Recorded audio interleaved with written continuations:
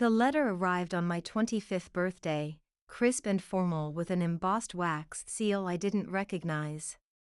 No return address, just my name, Olivia Mercer, written in elegant calligraphy that seemed too perfect to be human.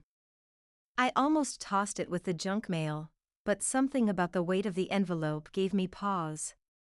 Setting down my morning coffee, I broke the seal, releasing the faint scent of sandalwood and something else I couldn't identify.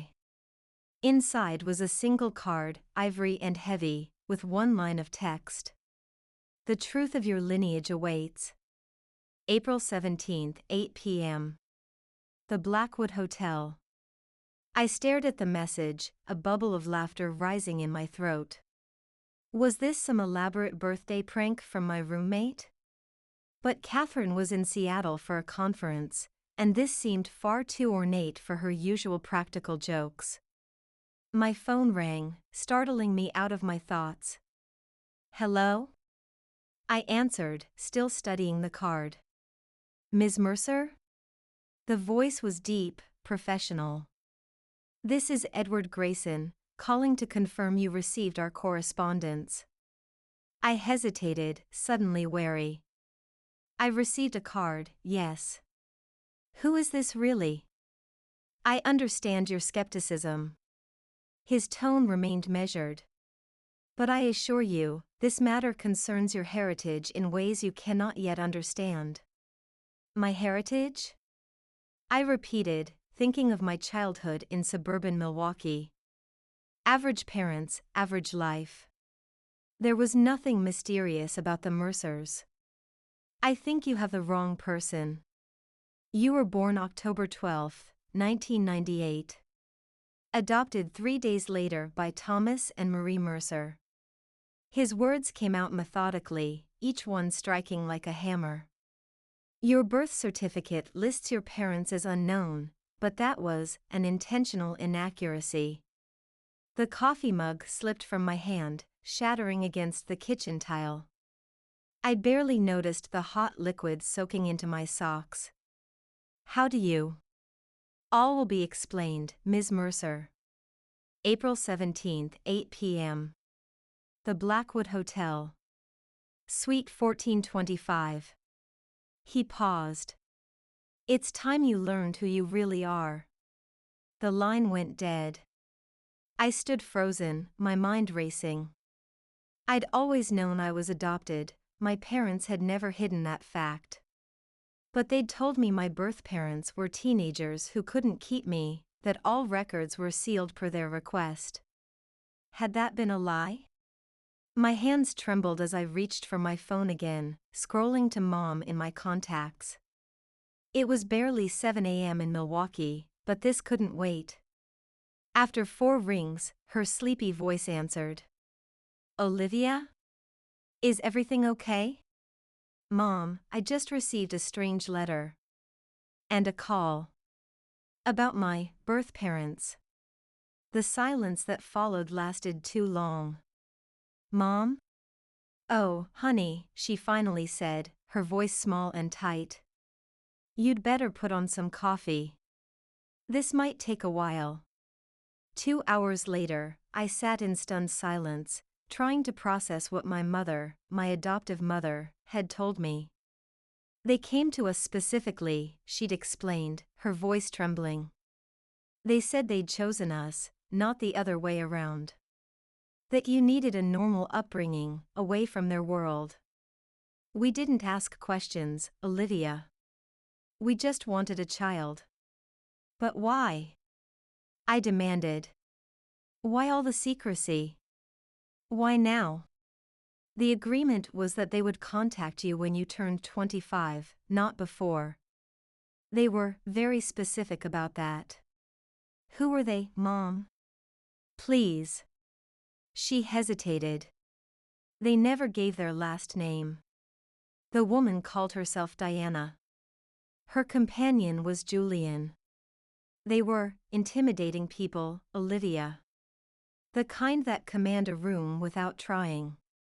My throat tightened. Were they bad people? No, my mother said quietly. Just powerful. Very, very powerful. After we hung up, I spent the day in a daze, canceling my birthday plans and searching the internet for any clues. Diana and Julian was hardly enough to go on, and without a last name, my search yielded nothing but frustration. By evening, I'd made my decision. I would go to this meeting. I would face these people who had given me away but apparently still had claims on my life. As I stood under the hot spray of the shower, I tried to imagine them, these biological parents who had orchestrated my entire existence from the shadows. Had they watched me grow up from afar? Did they know I'd majored in art history? That I worked as a museum curator? That I'd broken my arm climbing a tree when I was 10? Did they know about the recurring dreams I'd had since childhood, dreams of elaborate mansions and shadowed figures watching from doorways? Wrapping myself in a towel, I examined my reflection in the foggy mirror. I'd never strongly resembled either of my parents. My dark auburn hair and gray eyes had always been attributed to recessive genes somewhere in the family tree. But now I wondered whose features I really carried. I dressed carefully, selecting a charcoal pencil skirt and emerald blouse that seemed professional yet confident. Whatever awaited me at the Blackwood, I wanted to face it looking composed, even if my insides were churning with anxiety. The Blackwood Hotel occupied a prime corner of downtown, its Art Deco facade illuminated dramatically against the night sky. I'd passed it countless times but never been inside. Its reputation for exclusivity and astronomical room rates kept it firmly in the fantasy category for someone on a museum curator's salary.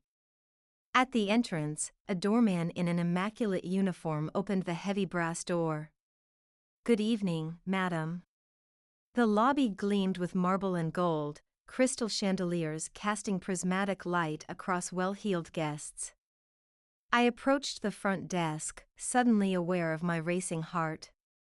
"I'm here to visit Suite 1425, I said, trying to keep my voice from wavering.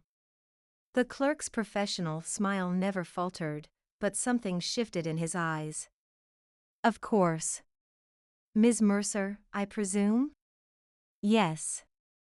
You're expected." He gestured to a private elevator bank guarded by a staff member. "Marcus will escort you." Marcus, a stone-faced man in a tailored suit, said nothing as he led me to an elevator that required a key card to operate. He inserted a black card with gold trim, pressed the button for the 14th floor, and stepped back out. "They're waiting for you," was all he said as the doors closed. The elevator ascended silently, my reflection fractured across its mirrored walls. Who was waiting at the top? What would they look like? Would I see myself in their faces? When the doors opened, I found myself in a private foyer with a single door marked 1425. Before I could knock, it swung open. A tall, elegant woman stood in the doorway. Her auburn hair, a shade darker than mine, was swept into an intricate updo, and her gray eyes, exactly like mine, studied me with unnerving intensity. "Olivia," she said, her voice rich and cultured. "At last." Behind her stood a man with broad shoulders and a commanding presence, his expression inscrutable as he observed our meeting. My voice caught in my throat as reality crashed over me. These weren't strangers. These were my blood. My origins. "Please come in," the woman, Diana, said, stepping aside. "We have much to discuss." I crossed the threshold, feeling somehow that I was stepping into more than just a hotel suite. I was stepping into my true identity, whatever that might be. The door closed behind me with a soft click that sounded disturbingly final. The suite was larger than my entire apartment, decorated in shades of midnight blue and gold. A wall of windows offered a panoramic view of the city lights, twinkling like earthbound stars. "Sit, please," Diana gestured to an elegant sitting area. Would you care for a drink? I perched on the edge of a velvet armchair, too tense to relax. No, thank you. I'd prefer answers. A subtle smile curved Diana's lips. Direct. Good. She sat opposite me, while Julian remained standing, his posture vigilant. I imagine you have questions, Diana began. A few, I replied, aiming for sarcasm but landing closer to breathless. Starting with who you are. Really? We are your parents, biologically speaking, Diana said. But more importantly, we are representatives of the Vasari family, a name I suspect means nothing to you. She was right. I shook my head. The Vasaris are influential. Our family has shaped world events from the shadows for centuries. We prefer to remain unnoticed by the general public. I almost laughed at the absurdity. You're saying what? That you're some kind of secret dynasty? Julian spoke for the first time, his voice carrying the faint trace of an accent I couldn't place. What Diana means to say is that our family holds significant power across multiple spheres of influence. Financial. Political. Sometimes, other domains. And I'm supposed to be part of this family? I asked, skepticism creeping into my tone. Diana leaned forward. You are a Vasari by blood, Olivia. Nothing can change that, not even the name Mercer. Why? I demanded, emotion finally breaking through. Why give me away? Why come back now? Diana and Julian exchanged a glance laden with meaning. You were given to the Mercers to protect you, Diana said carefully. There was a conflict within the family at the time of your birth. Those who lost would have seen you as a threat. A threat? I was a baby. Bloodlines matter in our world, Olivia, Julian said gravely. Especially Vasari blood. Especially yours. A chill ran down my spine. What's special about my blood? Diana rose gracefully and walked to a briefcase sitting on a nearby desk.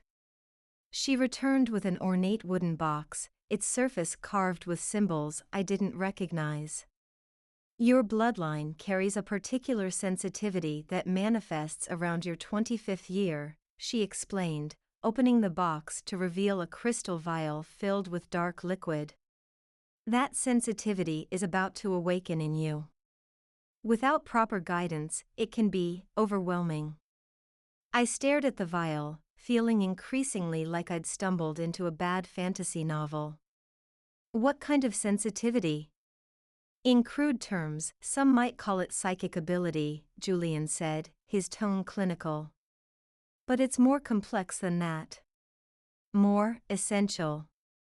The Vasari sensitivity allows us to influence probability and perception. You're saying you can what? See the future? Read minds? I couldn't keep the incredulity from my voice. Nothing so dramatic, Diana corrected. We can sense patterns others cannot. We can nudge events in favorable directions. Subtle manipulations that, compounded over time, yield tremendous power. My head was spinning. This is crazy. Is it? Diana asked. Haven't you always had unusually good intuition, Olivia? Haven't you always somehow known things you shouldn't? Felt connections others couldn't perceive? I wanted to deny it, but memories flashed through my mind, knowing exactly where to find lost objects, sensing when friends were upset before they showed any signs. My uncanny ability to predict outcomes that had earned me both admiration and suspicion throughout school. That doesn't mean I have some mystical power, I argued. Coincidences happen. Then perhaps you'll allow us to demonstrate, Julian suggested, his eyes flickering to Diana. She nodded and extended her hand toward the crystal vial. Without touching it, she closed her eyes in concentration. The liquid inside began to move, swirling of its own accord. Then, impossibly, it rose from the vial, forming a floating sphere in midair. I jerked backward, nearly toppling my chair. What the? A simple manipulation of molecular bonds, Diana explained calmly, as if levitating liquid was perfectly ordinary. The sensitivity allows us to perceive and influence the energetic connections between all things. With training, you'll be capable of this and much more. The liquid returned to the vial with fluid grace. It can't be real, I stammered. Yet you saw it with your own eyes, Julian pointed out. Just as you've seen evidence of your own abilities throughout your life, though you've rationalized them away. I sat in stunned silence, trying to process what I was witnessing. If what they were saying was true, and how could I deny what I'd just seen, my entire understanding of reality was crumbling. Why now? I finally managed. Why tell me all this now? Because on your 25th birthday, your sensitivity fully awakens, Diana explained.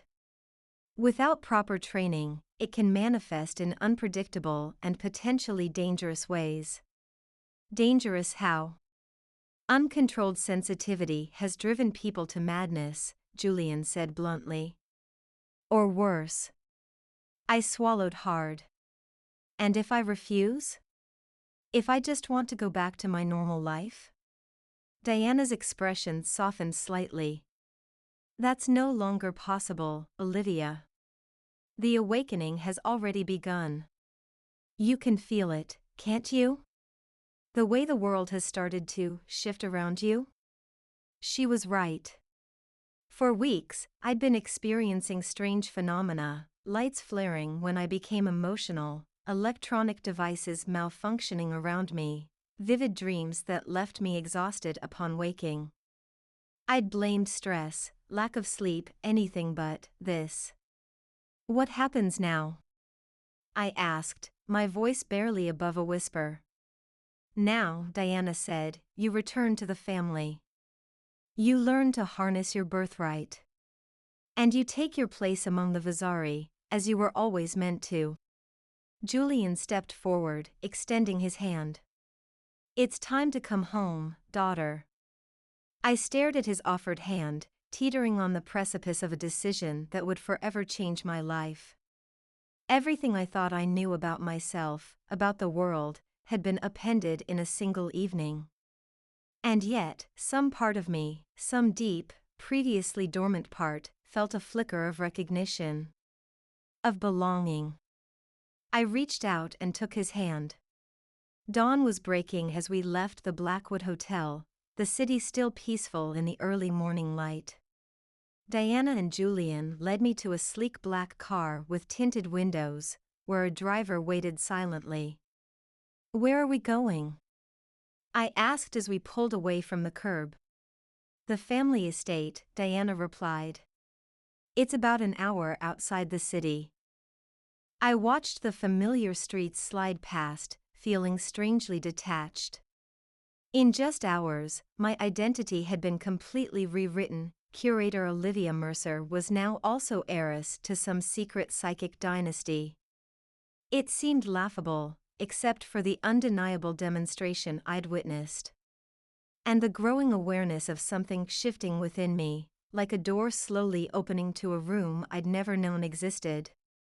You have a sister, Julian said suddenly. Younger than you by 3 years. I turned to him, startled. A sister? Eleanor, Diana confirmed. She was born after the conflict had been resolved. She's been raised within the family. She knows about me? She's known of your existence her entire life, Julian said. She's quite eager to meet you. I tried to imagine it, growing up knowing you had a sister somewhere in the world, kept away for mysterious reasons. It must have been strange for her. What about the rest of the family? I asked. Do they all have this sensitivity? To varying degrees, Diana explained. The bloodline carries the potential, but it manifests differently in each individual.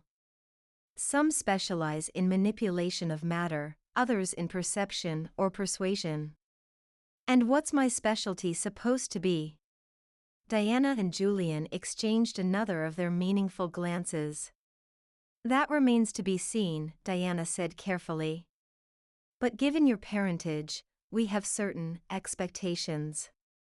Before I could press for clarification, the city fell away, replaced by rolling countryside dotted with estates set far back from the road. The car turned down a discreet, tree-lined drive that seemed to go on forever before opening onto a stunning sight. Rising from meticulously landscaped grounds stood a mansion that could only be described as a modern castle.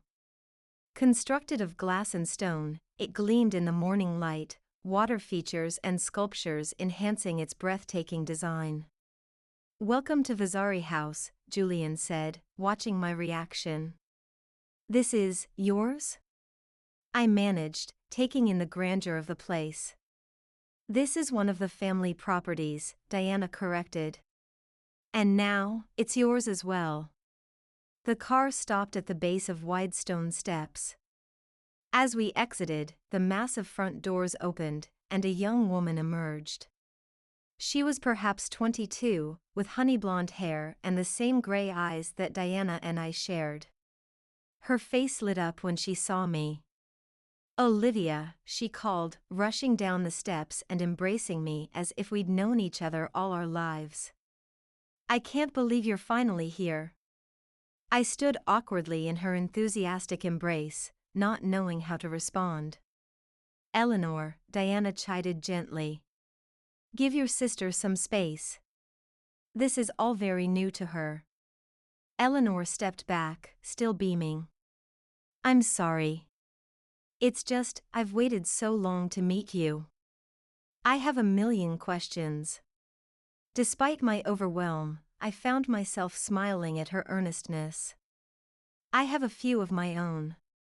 "And there will be time for all of them," Julian interjected. "But first, Olivia needs to rest. The awakening process is taxing." As if on cue, a wave of exhaustion washed over me. The adrenaline that had carried me through the night was fading, leaving a bone-deep weariness in its wake. "I'll show you to your room," Eleanor offered, taking my hand. "It's been ready for you for years." That struck me as odd. "Years?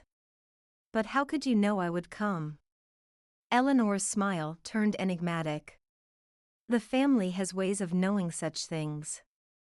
She led me through the grand entrance hall, up a sweeping staircase, and down a corridor lined with what appeared to be priceless artwork. We stopped before a door with intricate carvings. "Your suite," Eleanor said, pushing it open. "I helped design it myself."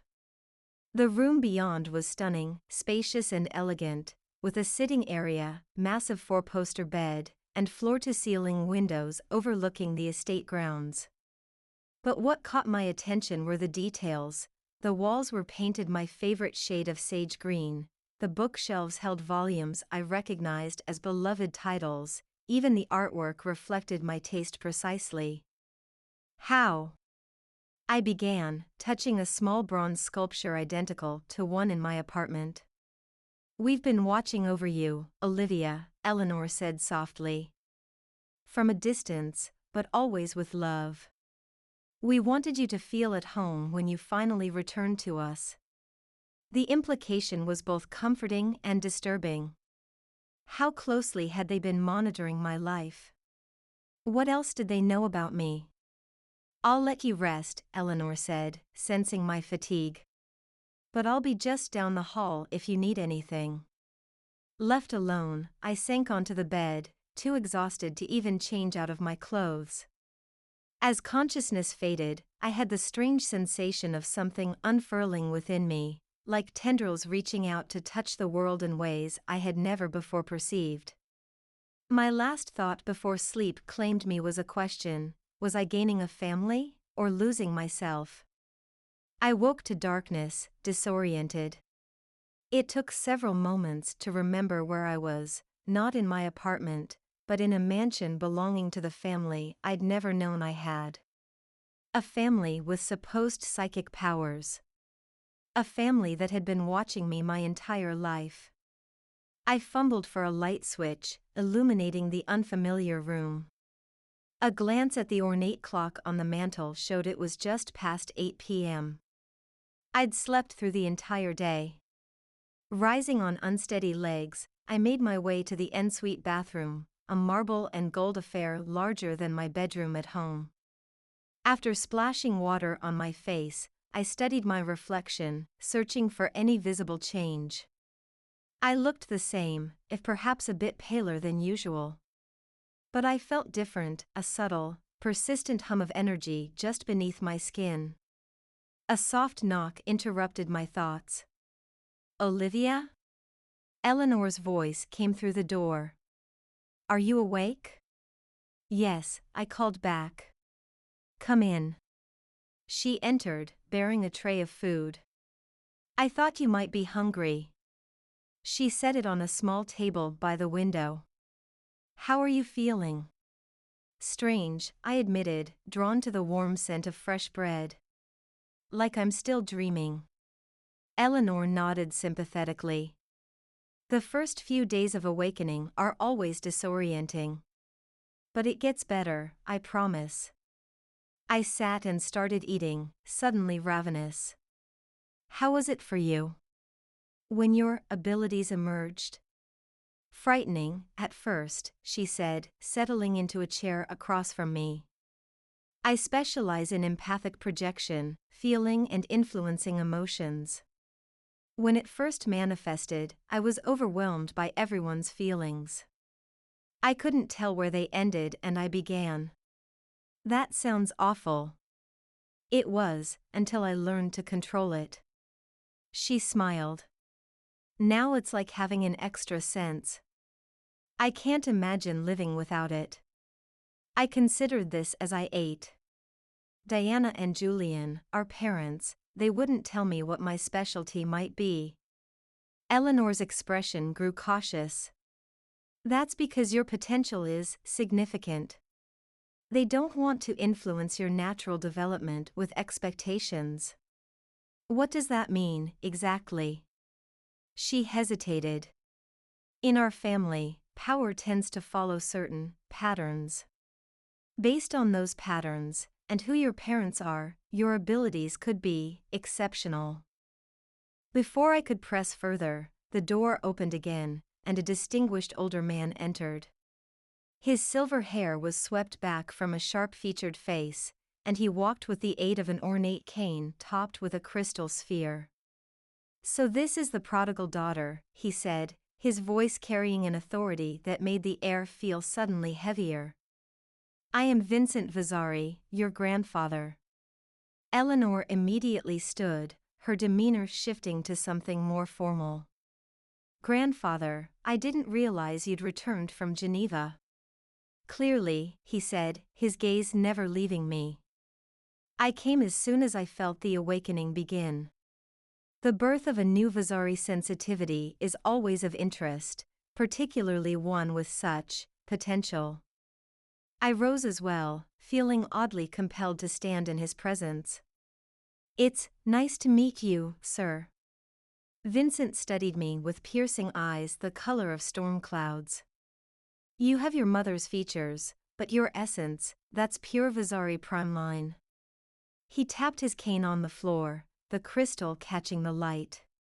"Have they explained the significance of your bloodline to you yet?" "Not entirely," I admitted. "Of course they haven't," he sniffed disapprovingly. "Always so cautious, those two." He turned to Eleanor. "Leave us. I wish to speak with my granddaughter privately." Eleanor looked uncertain. "Father asked that I stay with Olivia." "And I am countermanding that request," Vincent said, his tone brooking no argument. "Go." With an apologetic glance my way, Eleanor slipped out, leaving me alone with this imposing stranger who apparently held significant authority within the family. Vincent settled into the chair Eleanor had vacated, resting both hands on his cane. Let me be direct, child. You are more important to this family than you yet understand. Your birth was prophesied generations ago. I blinked, trying to process this new absurdity. Prophesied? By whom? By the augur of our line, Adelaide Vasari, in 1897. She foresaw a child born of the prime bloodline who would possess uncommon sensitivity to the very fabric of reality itself. A child who would alter the course of our family forever.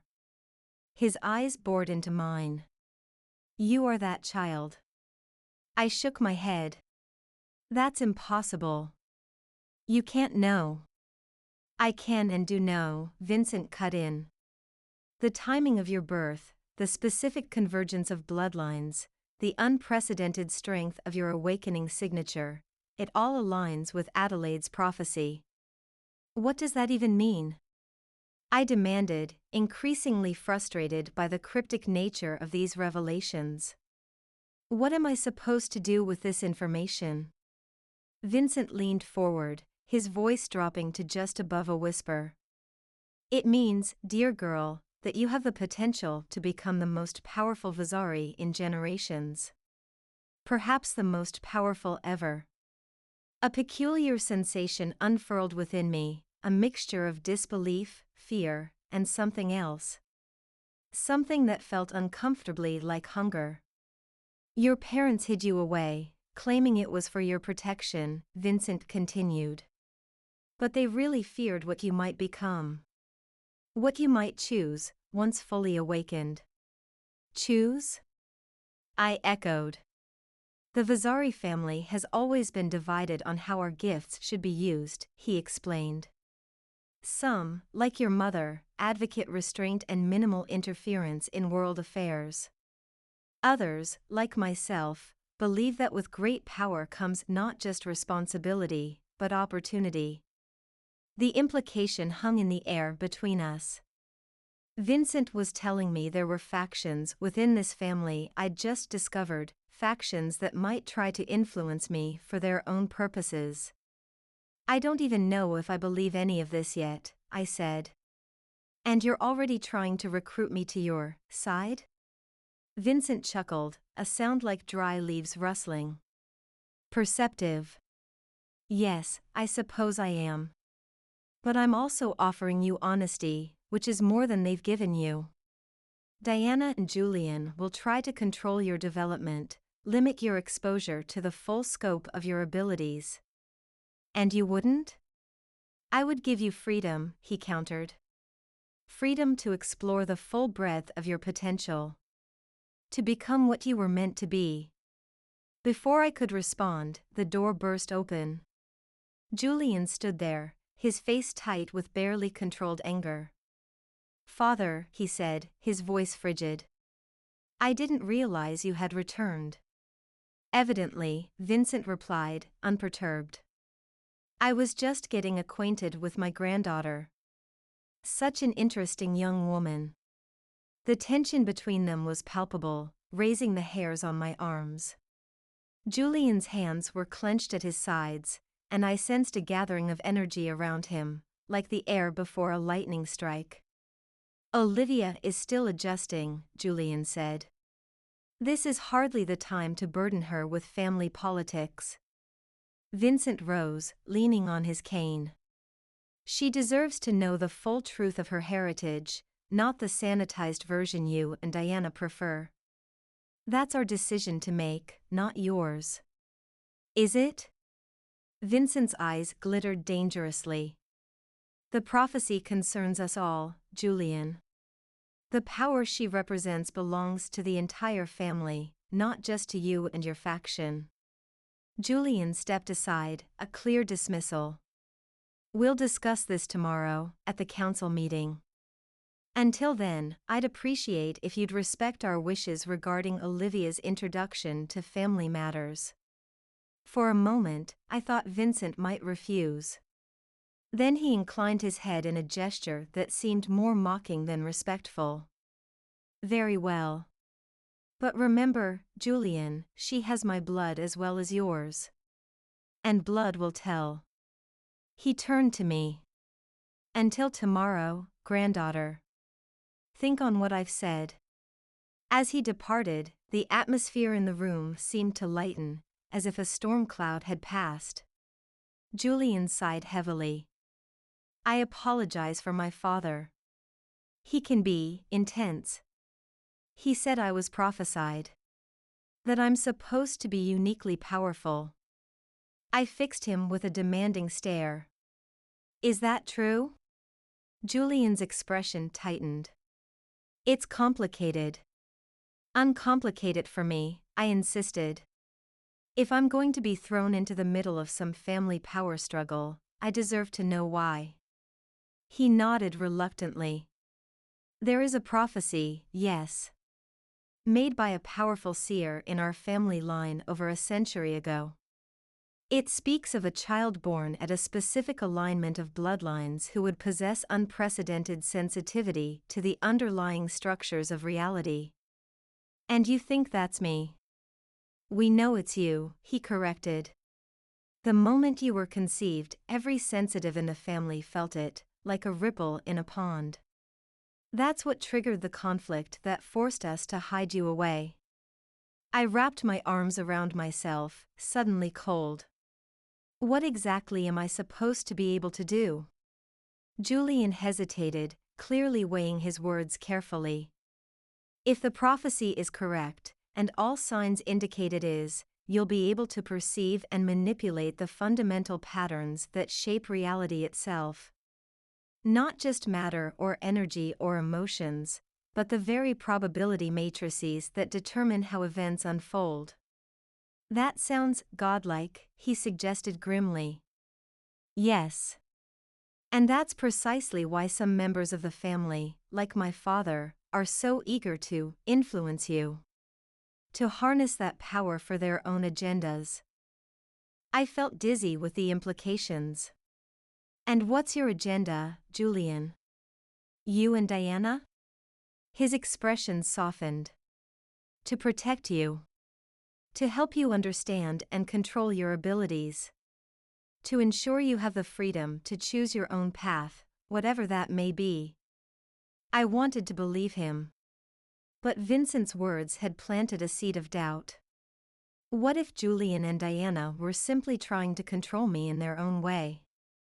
I need time, I said finally. Time to process all of this. Julian nodded. Of course. But understand, Olivia, time is the one luxury we may not have much of. Your awakening has begun, and it won't wait for you to be ready. As if to underscore his point, the lights in the room suddenly flared, then dimmed, responding to the surge of emotion I felt. Julian's gaze sharpened. It's already happening. Your sensitivity is manifesting. I looked at my hands, half expecting to see them glowing or transformed in some way. They looked normal, yet I could feel something stirring beneath my skin, like electricity seeking an outlet.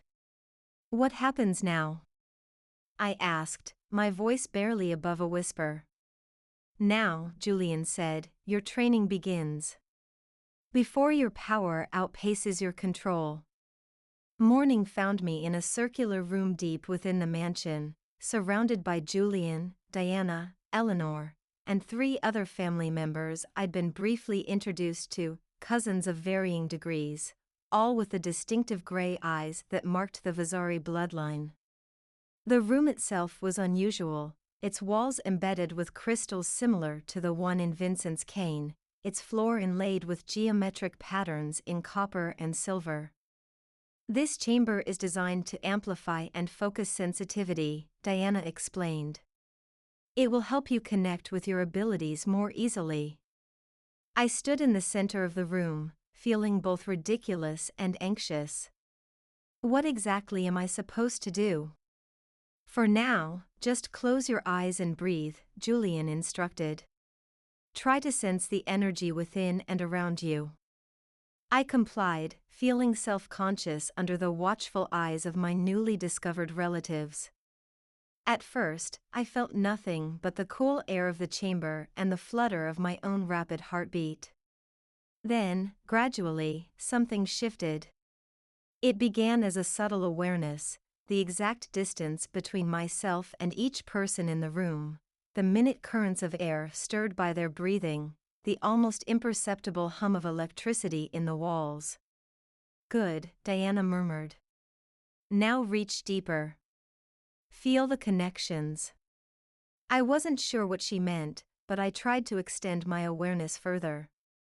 Suddenly, like a veil lifting, I perceived what seemed to be threads of light connecting everything in the room, people, objects, even the air itself. Each thread pulsed with energy, forming a complex, ever-shifting web. I can see it, I whispered, amazed. The connections between everything. Those are the foundational patterns, Julian explained. The energy matrices that underlie physical reality. Now, Diana said, try to focus on a single thread. See if you can influence it. I concentrated on a thread connecting Diana to a crystal in the wall. As I focused, the thread seemed to brighten and thicken. Diana gasped softly. Remarkable. I can feel your attention. Encouraged, I tried to push energy along the thread, willing something to happen. The crystal in the wall suddenly flared with light, casting prismatic rainbows across the room. Diana straightened, her eyes widening. You amplified my connection to the focusing crystal, she said, sounding both impressed and unsettled. Without any training at all. Julian exchanged glances with the others. That's unprecedented for a first session. Pride mixed with apprehension bloomed in my chest. I opened my eyes, and the threads vanished, but the crystal continued to glow. Did I do something wrong? I asked. On the contrary, one of the cousins said, a man named Marcus who'd been introduced as a specialist in energy manipulation. You're showing extraordinary aptitude. But? I prompted, sensing the reservation in their expressions. Diana hesitated. But such rapid development can be challenging to manage. We typically expect weeks of training before a sensitive can consciously manipulate energy patterns. I looked at the still glowing crystal. Is it dangerous? What I just did. Not dangerous, precisely, Julian said carefully. But it confirms what we suspected about the nature of your sensitivity. You're not just perceiving the patterns, you're naturally attuned to manipulating them. Which means, Diana continued, that you'll need to learn control very quickly. Before your abilities fully manifest. Something in her tone made me uneasy. What happens if I don't? No one answered immediately, which was answer enough. Let's continue, Julian finally said. Try focusing on different connections. Get a feel for how they respond to your attention. For the next hour, I practiced perceiving and subtly influencing the energy patterns in the room. By the session's end, I could create small fluctuations in the threads at will, causing lights to dim or crystals to activate. Each success seemed to heighten my awareness further, making the patterns more visible, more accessible. It was exhilarating and terrifying in equal measure. As we prepared to conclude, the door to the chamber burst open. Vincent stood there, his expression triumphant. Impressive progress, granddaughter, he said, ignoring Julian's glare. But you've barely scratched the surface of what you're capable of. Father, Diana warned, you weren't invited to this session. Vincent stepped into the room, and immediately I felt the energy patterns shift, responding to his powerful presence. The council has voted, he announced. They've declared Olivia's training a family matter, not just the concern of your faction. Julian moved protectively toward me. This isn't the time. It's exactly the time, Vincent cut in. While you coddle her with these basic exercises, her power grows. Can't you feel it? She's already stronger than half the family combined. And suddenly, I could feel it, the raw energy building within me, pushing against my control. The threads I'd been manipulating began to pulse erratically, crystals flaring throughout the room. Olivia, Diana said urgently, focus on calming your energy. But Vincent stepped closer. Don't suppress it. Embrace it. This is your birthright. The competing voices, the pressure of expectation, it was too much. Power surged through me, and the threads didn't just brighten, they began to warp and twist. Stop. Eleanor cried. You're tearing the patterns. Too late. Something ruptured within the energy matrix. The crystals shattered simultaneously, and a shockwave of power knocked everyone back. When the chaos subsided, I stood alone in the center of the room, unharmed but surrounded by destruction. Vincent's laughter cut through the stunned silence. Perfect. Just as the prophecy foretold. But looking at the fear in Eleanor's eyes, the concern in Julian's and Diana's faces, I made my decision. No, I said firmly. I won't be your weapon or your savior. This power is mine to control, mine to define. The energy threads reappeared, stronger and more vibrant than before, but now fully under my command. I reached out, repairing the damage I'd caused, restoring the patterns to their proper alignment. Vincent's smile faltered. Impossible. No one can.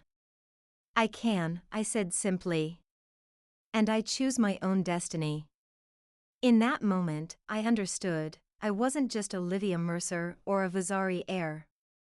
I was both and neither, a bridge between worlds, with the power to reshape reality itself. And I was just beginning.